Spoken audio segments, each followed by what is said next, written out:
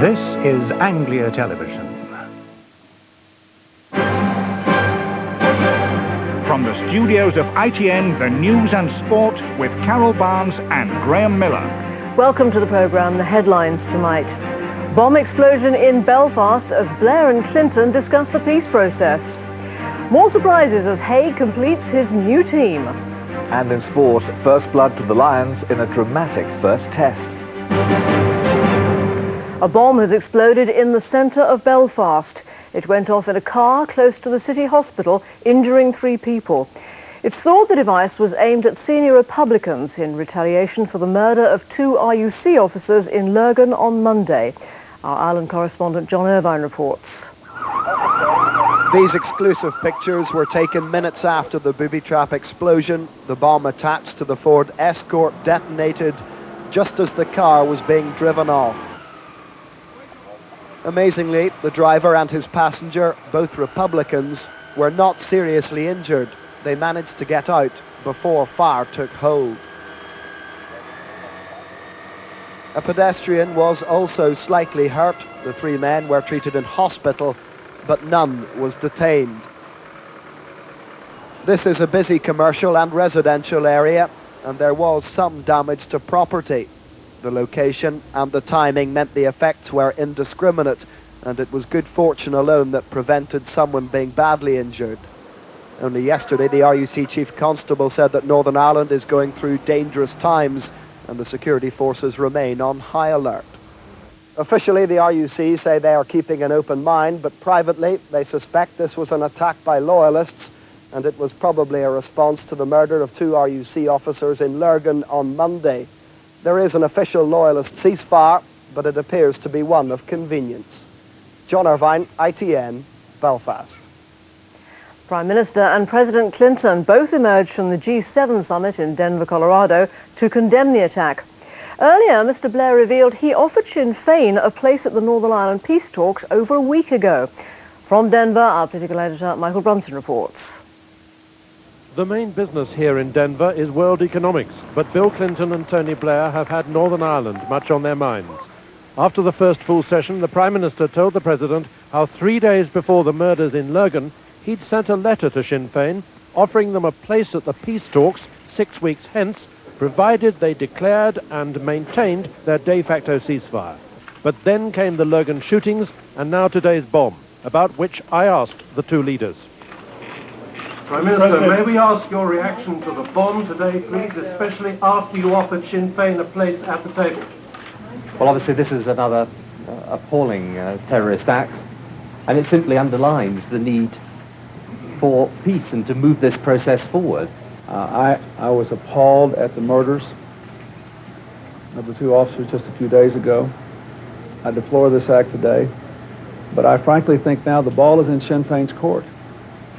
I mean, we all have to decide now. Everybody has decisions to make in life, and you know their decision is, are they going to be part of this peace process or not? Michael, let me just say to you that what we're doing and what we have been doing as a government is simply to try and give expression to the will of the overwhelming majority of people in Northern Ireland who want a decent, lasting, peaceful settlement to the problems there. And that chance is there. And we can do it, and I think enormous goodwill exists. More on all of that from Tony Blair in the Commons next week. Michael Brunson, ITN, Denver. The new Conservative Party leader William Hague has announced the full lineup of his shadow cabinet. Some jobs have gone to pro-Europeans, but overall his appointments tend towards the Eurosceptics. Here's our political correspondent Hugh Pym. It was certainly a change of scene after the drama of the Tory leadership contest. William Hague at the Royal Highland Show near Edinburgh after announcing his shadow cabinet, which he said showed the party pulling together. It includes John Redwood's campaign manager, Ken Clarke's campaign manager, and of course it includes 4 of the other 5 leadership contenders. Michael Ancram will cover both Scotland and Wales as Constitutional Affairs spokesman. There's a surprise comeback for Sir Norman Fowler with the Environment and Transport brief, and the former party chairman Brian Mawhinney, who's kept a low profile since the election, gets the Home Affairs portfolio. It'll be good to have the opportunity again to focus on one particular policy issue rather than looking across the political spectrum as I was as party chairman. And the appointments of Ian Duncan-Smith and David Heathcote-Amery certainly confirm the Eurosceptic flavour of William Hague's shadow cabinet. Hugh Pym, ITN, at Conservative Central Office. The British Medical Association today urged hospitals to sue tobacco companies to help pay for treating patients suffering from smoking-related illnesses. It follows the multi-billion-pound landmark settlement between American cigarette manufacturers and smokers who are ill there. The Cambodian government confirmed today that the Khmer Rouge leader Pol Pot has been captured.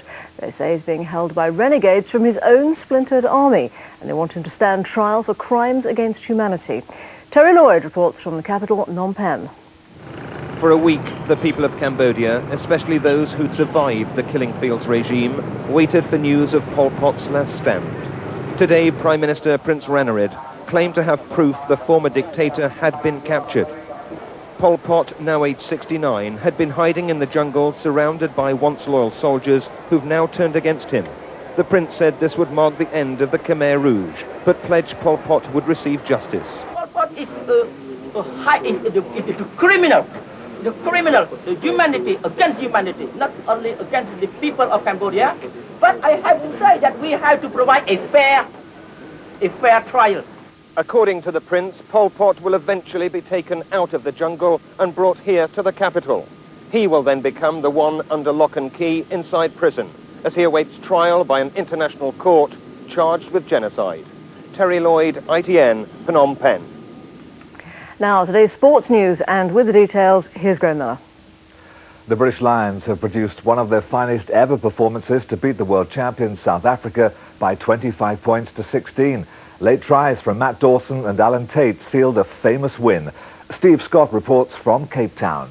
The Lions' pride were both colourful and confident before kick-off in Cape Town, but it was the world champions who dominated the early stages, the giant Springbok prop Os Durant crashing over for the game's opening try. As planned, though, the boot of Welsh fullback Neil Jenkins kept the visitors in touch. This put the Lions just in front at half-time, as he headed for a personal tally of 15 points. Scott Gibbs epitomised a heroic, sometimes brutal defence, knocking back the Springboks again and again. Forward dominance in the second half allowed Matt Dawson, in place for the injured Rob Howley, to escape down the blind side and fool a flat-footed South African defence with a stunning solo effort. With the game all but won, Jenkins released Alan Tate to seal an historic victory in the last minute. Exhausted and elated, the scale of their achievement was quick to sink in.